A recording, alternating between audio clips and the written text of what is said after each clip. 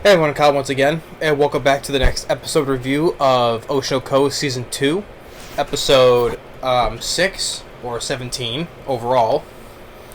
And now it's time.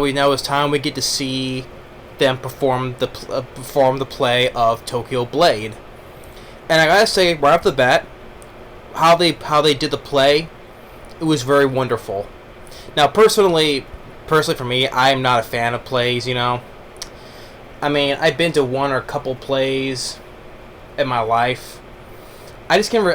Although I do appreciate the people putting their hard work and rehearsing. I know this is only anime though, but still, just the process, the process and time and energy. How they do in this episode, how they did prep and all the stuff, how it affects real life, I've only been to a couple plays, but like I said, I do appreciate the time and energy, how they spent rehearsing, getting the parts just right, I don't condone that whatsoever, I respect that on that level. I do.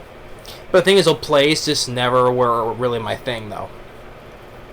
Let alone musicals. Now, as for films, there's a couple I accept, like Little Shop of Horrors, for example. That's one of the best ones.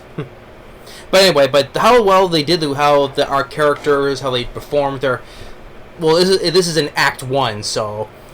After the characters did their jobs pretty well, during the time playing the characters they have for this play, and especially is well animated as well, and like how with Kana playing this character, we see her flying on wires, make it seem like she's flying through to strike at the lead character of Blade.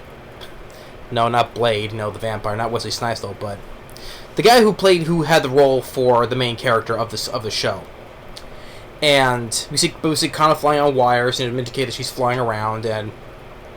But the one thing, though, what this episode was mainly about, which I didn't know they were going to show so much growth and justice on this character, and that's the character of Melt, who, after to many people, even to the creator of Sweet Today, how he said he's been called the worst actor, lazy actor, whatever you call it, though, right?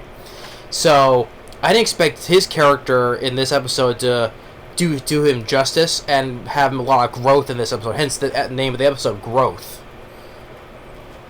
I mean, it really showed how he progressed.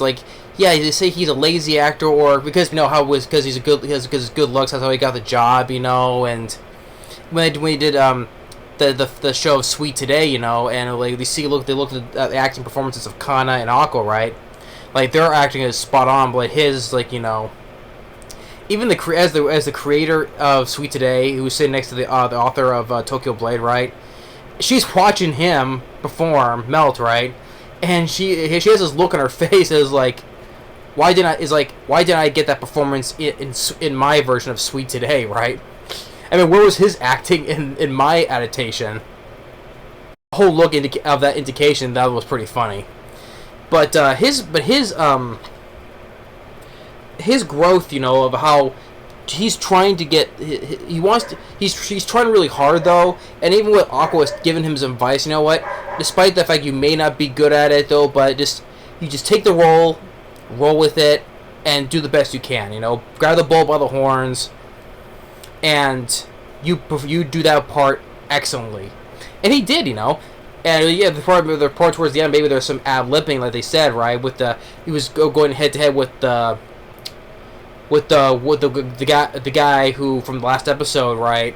Who was saying you're the worst actor, he was the blonde guy, who he was giving some shit about him and his acting, right? So, but they were sword fighting each other, and so.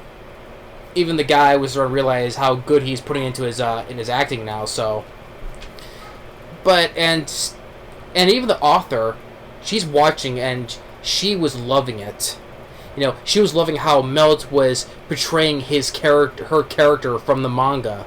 So she's playing the character perfectly. Like how it was in the manga. So.